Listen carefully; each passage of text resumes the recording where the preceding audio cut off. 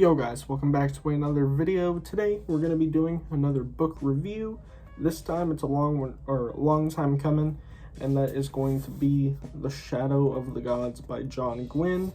Read this about a month ago now that I finished it. Finished it at the beginning of July. Just hadn't gotten around to doing a review of it because went on a little bit of a just like half of July I was on a little bit of a vacation with my girlfriend. We did make a video over on my other channel, and we were going to do stuff on this channel, but we just decided to use our time just chilling, hanging out, so we didn't end up doing anything, and I didn't get around to doing this review. But needless to say, I absolutely loved this book, and I'm going to get into that in my review momentarily. So yeah, believe it or not, we are actually going to be doing that second book club, because I did read this over the course of like a month for a community book club that I hosted over on my Discord server. So if you guys are interested in reading Hunger of the Gods with us, be sure to join the Discord in the link in the description. We're starting, our first informational meeting is going to be on August 6th. That is a Sunday at 8:30 p.m. EST. And after that meeting, that whole week is going to be spent leading up to our first actual like reading like book club. So we're going to be, during that week, we're going to read, what is it, the first 14 chapters or something like that. So yeah, we are going to be reading Hunger of the Gods very soon. So if you guys want in on that, be sure to join. Without further ado, let's get into my review of The Shadow of the Gods. So what exactly is The Shadow of the Gods? I'm going to give you guys a quick little synopsis. Basically, it's multi-POV. We follow three characters, Varg, Elvar, and Orca. They are all like Vikings, essentially. This is a Norse-inspired fantasy. This isn't like Norse mythology, which I think is really clever. It's Norse-inspired. So what Gwynne has done here is he's created his own mythos, his own gods, but they're just heavily inspired by some of the characters we know and love from Norse mythology, such as Nidarhog and Ratatoskr, Fenrir, or Garm, I guess. All of these like big creatures from Norse mythology have inspired these gods that Gwynne has created. So this is actually the god Leikrifa that he created, but it's obviously inspired by the Corpse Ripper or Nidarhog from Norse mythology. So I think that that's really cool. If it was just like a Norse mythology book, it probably wouldn't have been as interesting, especially if they just did like the whole Thor and Odin and Loki do that stuff. It's just overdone and pretty basic. So I'm really glad that he kind of took it in his own direction, which I think is very creative. Now, when this story takes place, it's basically after what is essentially Ragnarok. They call it like Godfall or something like that. Guthfalla or whatever, something like that. Basically Ragnarok, God's Fall. And we're basically with the remnants of what is humanity, and we have a lot of the characters, the people of this land, have a lot of resentment towards the gods, since the giant battle that is Ragnarok nearly wiped out everything, existence. So a lot of them hate the gods, but there's also certain people who have, they draw their lineage to the gods themselves. So they are like demigods and they have certain powers. A lot of them don't know it, or if they do, they have to keep it secret, or else they're going to be hunted and turned into thralls by powerful lords who take advantage of these powers and use these people as slaves for their own gain. Our three characters are really interesting though, because of each of their different experiences and personalities. The first character that we follow is Orca. Now, Orca is a woman who is a retired warrior. We know that she was a part of a war band, and she suffers with like anger issues and like PTSD, but her and her husband left that life behind and now they're trying to live peacefully in the mountains. They have a son named Brekka. So they're just leaving that life of war and pain and slaughter behind and picking up just a peaceful life where they can raise their son. So her whole character is essentially things go wrong and she becomes John Wick, essentially. She is forced to dig out her old war chest, pick her spear back up off the rack, this life that she thought she had left behind. She is forced to go back into, which I really dig. I like that kind of jaded and grizzled warrior who's forced to get back into the game. I think that that's just a really cool character trope. Basic, maybe, but it's awesome nonetheless, and it's just one of the best character tropes there are, in my opinion. It's just the way she acts and just everything she does. Her character very much is like a cross between like John Wick and Taken, the Liam Neeson movies, but also a little bit like Kratos from God of War, at least in the new ones, like the Norse-inspired ones.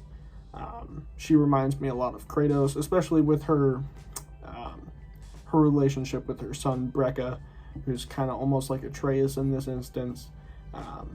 So yeah, she's just like a John Wick, Kratos kind of character, and I just think that that's awesome, and she was definitely my favorite character to follow throughout this book.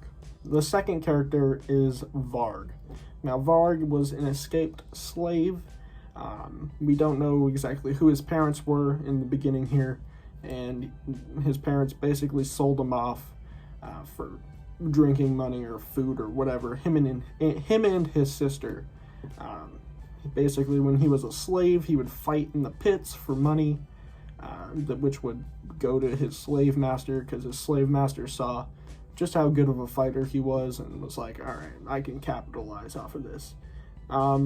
Basically, what happens, though, is his sister, who's like his best friend, his only family, is taken from him, and she is killed somehow. We don't know how, and that's sort of the mystery around his character.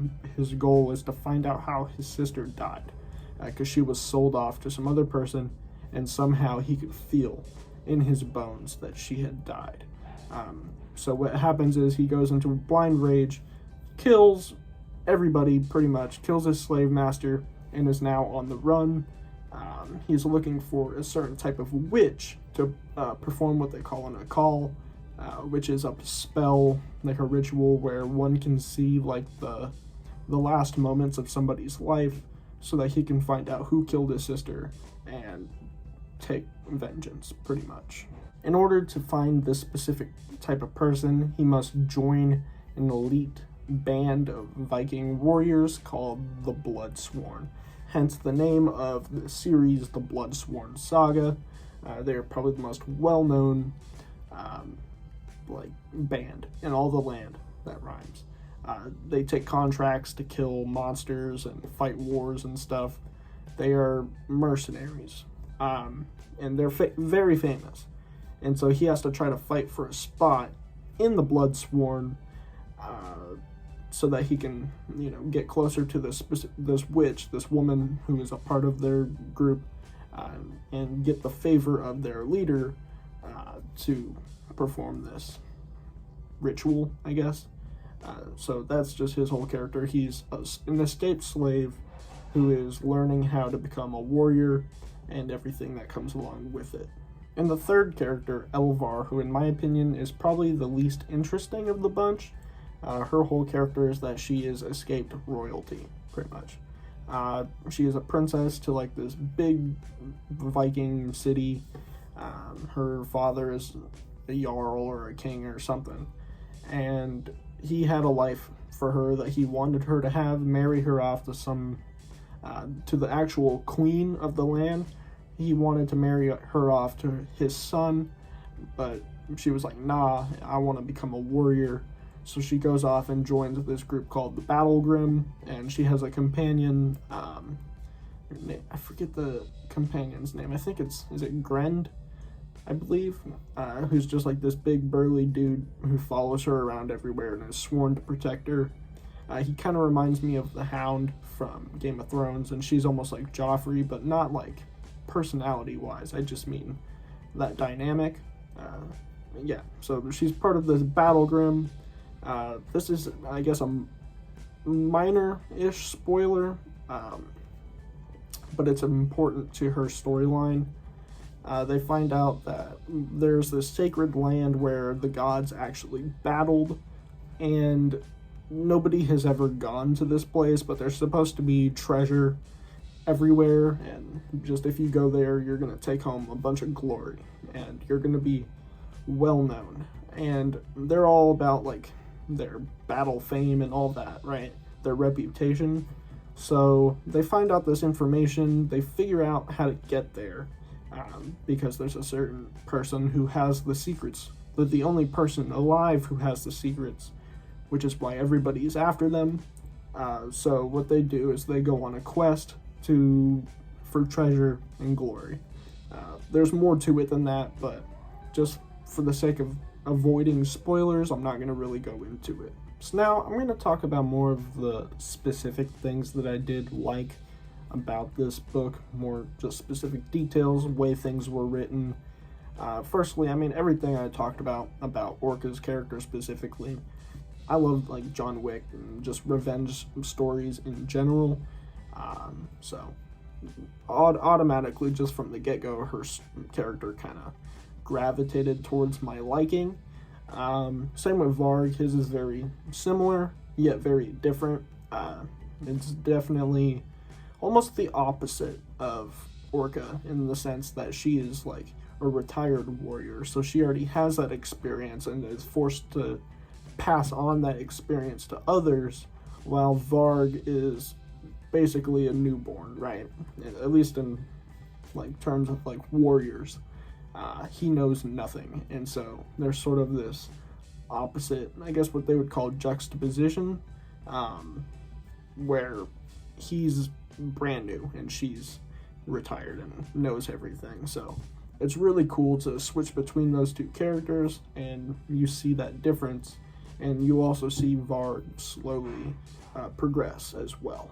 I will say that a lot of people might find this book to be very predictable, which I kind of agree.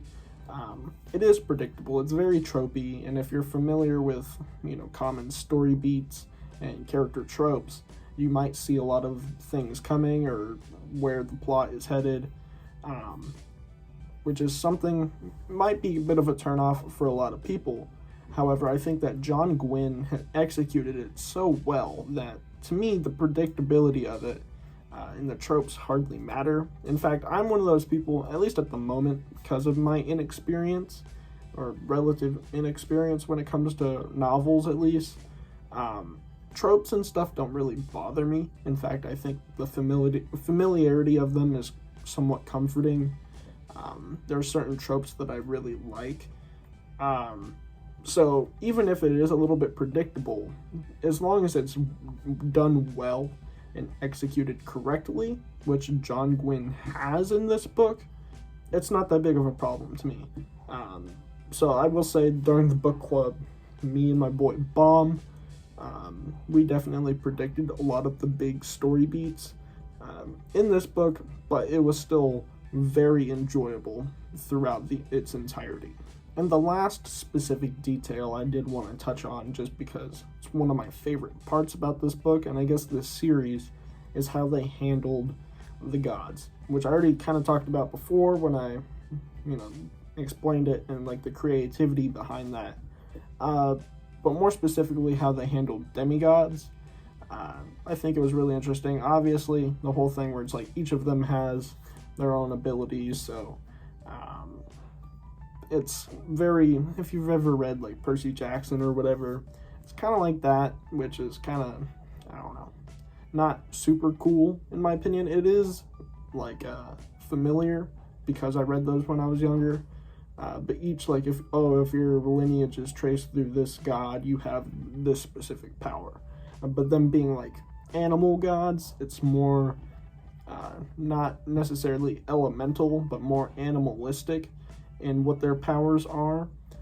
So rather than, you know, being able to shoot fire out of your hands or control water or electricity, it's more like, well, if your grandfather was the dog god, then you're able to smell really well. Or if you're the wolf god, you're able to, like, you're very vicious and you have, like, battle rage or whatever. Same with, like, the bear, you're a berserker. So it's different in that sense, which is cool. But it's kind of like, I don't know. I don't really know what else they could have done with it, but I mean, it works. It's just not my favorite part about it. But I think that overall how it was done as well. However, there is something that I think is top notch, and that is how they handled the remnants of the gods. They talk in the book about how all these gods are dead, however, they have their bones and their remains that were left behind, and they radiate energy, like pure energy, pretty much. And some characters are able to utilize these bones and create buildings out of them, or infuse the bones into buildings, and they ward off like monsters and stuff because they radiate that energy. Basically makes like a force field, where it's like a ward, a protection spell, just built into the bones. There is a specific character towards the end of the book, and I'm not going to get really into spoilers, but let's just say there is a sword made out of a god's bone, and it is so cool. We don't get much time with it in this book. I'm sure it'll maybe show up again in the next book. It's got to. But I just think that that's the coolest thing ever. Making like a bone sword, but more specifically a god's bone. And like throughout the story, we understand just how powerful that can be. So just the build up to being able to see that happen is just awesome. So I think how the gods and demigods and their remains and all that, just everything having to do with that was handled really well and was one of my favorite parts. Overall, this book was just utterly fantastic. I knew that it was probably going to be good and up my alley, but I did not expect it to be this enjoyable. I will say that probably doing a book club for it and reading it at the same time as my girlfriend and other community members, just having that community aspect with it and meeting every weekend to talk about it made it probably a lot better. There's, you know, you get your like predictions going and just remembering really cool details to talk about. So that probably made my experience with this book far more enjoyable. But even without that, I'm sure this book would have been amazing on its own. I did read this, like I said, over the course of a few weeks to a month. Had I not been doing the book club, though, I definitely could have read this in like a week. And this is no really small book. It's a good size book. It's not a tome by any means, but it's a pretty good size book. And I still would have probably been able to read this in a week or two, just because of how fast paced it feels and just how, I don't know, really engaging and gripping the story is and these amazingly written characters. I'm gonna have to go ahead and give this book 5 out of 5 stars. This was just fantastic, and I cannot wait to read Hunger of the Gods, especially after how this book ends. It's just utter insanity. And I know Hunger of the Gods is an even bigger book than this, so there's much more to get to. There's even 2 additional POVs in this second book. So I'm really excited and interested and intrigued by everything having to do with this story, these characters, this world. So yeah, I'm very excited. Gonna have to give it 5 stars. It's the best book that I've read so far this year, and I can definitely say that with confidence. I don't know that will stay the truth, just because I have a lot of good books to read this year still. I do plan on starting Stormlight for a book club later on this fall, so who knows, but as it stands, this has definitely been my best and most enjoyable read. And that is going to do it for today's video. Once again, if you guys do want in on reading Hunger of the Gods with the boys, with the community, be sure to join my Discord with the link in the description. We would love to have you. And yeah, thank you all for watching. If you did enjoy, please be sure to leave a like and subscribe if you haven't already, because I would greatly appreciate it. And go check out this book. Most definitely. It is awesome. It's readily available. It's relatively new. So, I mean, hey, just go read it. It's great. Yeah, not much else to say. Thank you for watching, and I'll catch you guys in the next one. Peace.